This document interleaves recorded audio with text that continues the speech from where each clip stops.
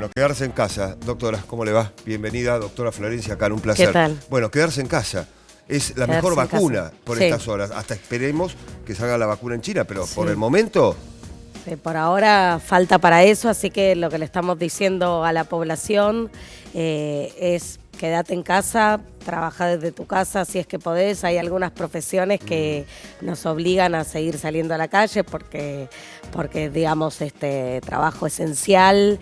Entonces, bueno, pero la realidad es que todo el que pueda quedarse en su casa tiene que quedar porque el virus, digamos, se transmite a través de las personas. Entonces, si hay circulación de personas, hay circulación del virus. Por eso pedimos y acudimos a la responsabilidad social. Doctora, en las últimas horas murió otra persona, en este caso un hombre de 64 años, que tuvo contacto estrecho, es decir, su esposa y su hija habían viajado a Escocia, ¿no? Irlanda, y a partir de eso él tenía una patología previa, diabetes, y muere. Esto del contacto estrecho, ¿qué diferencia hay con caso autóctono y circulación viral? Bueno, en la clasificación básicamente es en tres, digamos, en los casos importados, que son personas que viajaron a las zonas de riesgo. Después está el relacionado con la importación, que es un contacto estrecho con una persona que viajó. Y un caso autóctono, digamos, sería una persona que ni viajó ni tiene contacto con nadie que hubiera viajado. Esos serían como los tres escenarios. Probablemente nosotros empecemos a tener día a día más casos porque también se va a ampliar seguramente el diagnóstico a más personas. Entonces, cuantas más personas le haces el test diagnóstico, podés ampliar la cantidad de positivos, pero eso por ahí nos va a dar otra perspectiva de dónde estamos parados y sobre todo lo que más nos preocupa es la cantidad de casos graves y la mortalidad y también la velocidad con la cual aparecen estos casos. Ahora se está hablando mucho de la curva epidemiológica, y cuando hablamos de aplanar la curva, hablamos de que esa cantidad de casos aparezcan más diluidos en el tiempo y no todos juntos en poco tiempo, lo cual puede hacer colapsar el sistema de salud. Entonces no es lo mismo tener 10.000 casos, digamos, en poquitos días que tener 1.000 casos distribuidos en varios días, ¿no? Entonces un poco todas estas medidas lo que tienden es a eso, a tratar de disminuir la circulación viral para que el sistema de salud, no el argentino con toda la crisis en la que ya viene, sino cualquier sistema de salud colapsa si hay muchos casos en poco tiempo.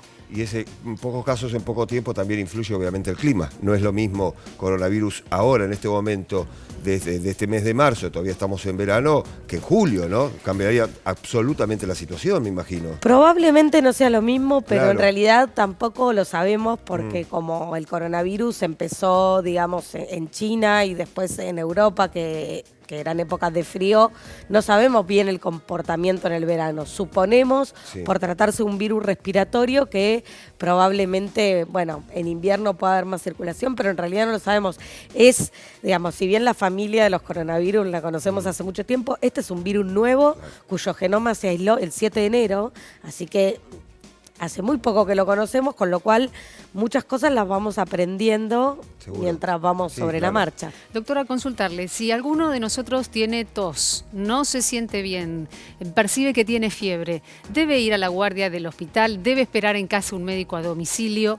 ¿Qué se hace? Siempre que sea posible es mejor el médico a domicilio, ¿sí? Porque, digamos, más allá de si aplica o no aplica como caso sospechoso de coronavirus, es preferible la posibilidad de que venga un médico a casa.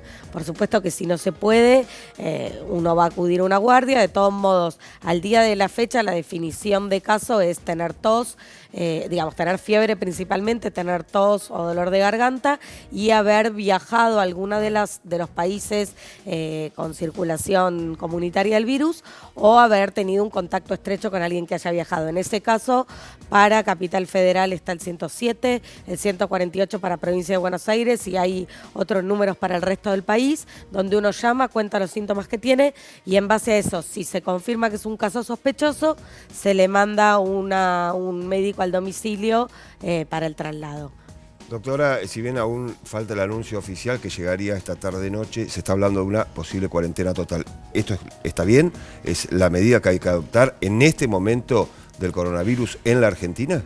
Sí, a ver, a diferencia de otros países que tomaron este tipo de medidas más tarde, cuando Exacto. ya tenían más casos y mayor mortalidad, en Argentina se empezó a actuar antes con todas las medidas. Y eso, digamos, puede tener un impacto positivo en cómo se desarrolle la pandemia, particularmente acá en nuestro país. Así que yo creo que si bien a veces hay medidas que pueden incomodar a la gente, incluso afectar su bolsillo, la realidad es que me parece que la salud es lo primero y cualquier medida que sea necesaria, bueno, hay que acatarla y sobre todo repetir hasta el cansancio. No son vacaciones, no es un fin de semana largo, ni para irse a ningún lado, ni para reunirse con amigos. Hay que quedarse en casa, ¿sí? Está en nuestras manos, literalmente está en manos de todos los argentinos poder parar esta pandemia. Doctora, muchas gracias. Gracias a ustedes.